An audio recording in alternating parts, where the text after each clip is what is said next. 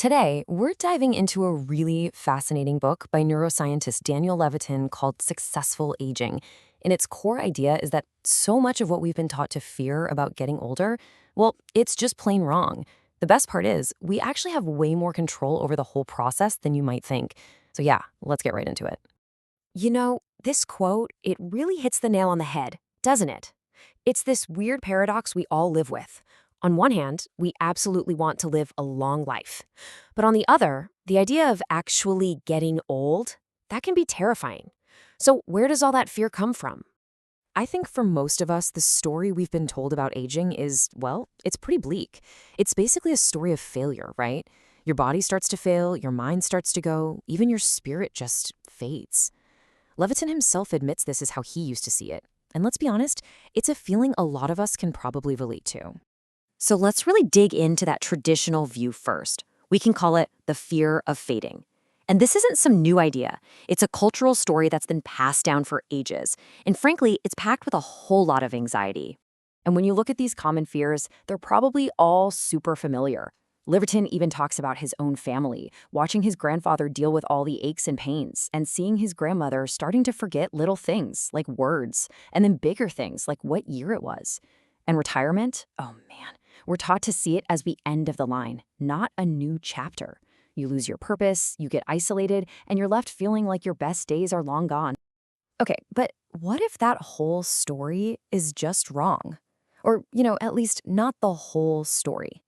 This is where things get really interesting. This is where Levitin totally flips the script. He gives us a brand new way to think about aging, and it's all backed up by some incredible neuroscience. And this right here, this shows the shift perfectly. The old view is just decay. Things fall apart. But the new view, it sees aging as its own unique stage of life.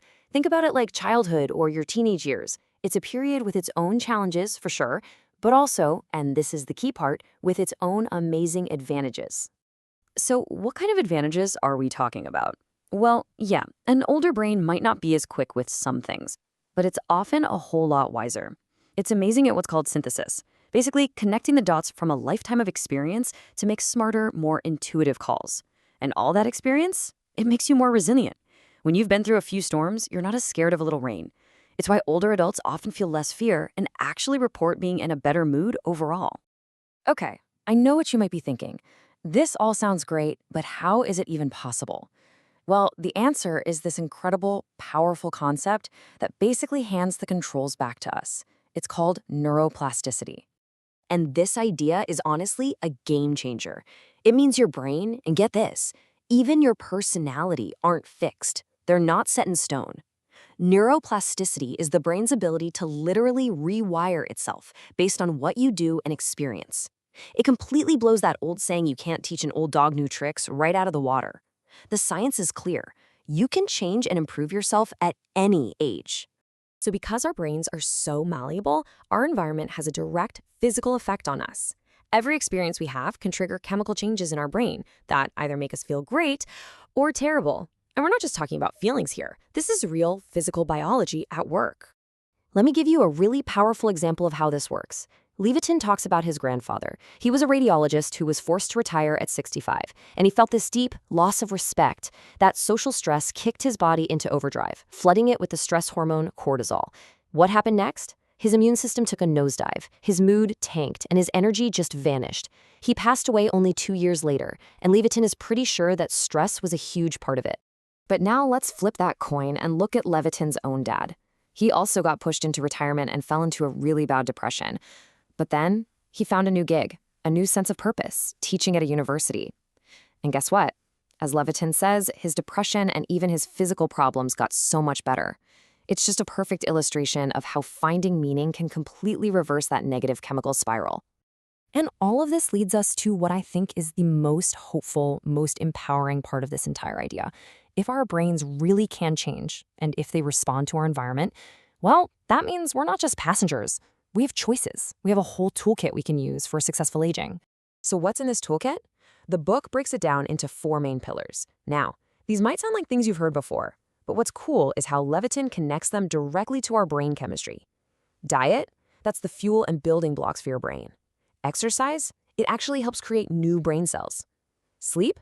That's when your brain literally does its housekeeping, cleaning out junk and locking in memories. And your social life? That positive engagement is like a workout for your mind.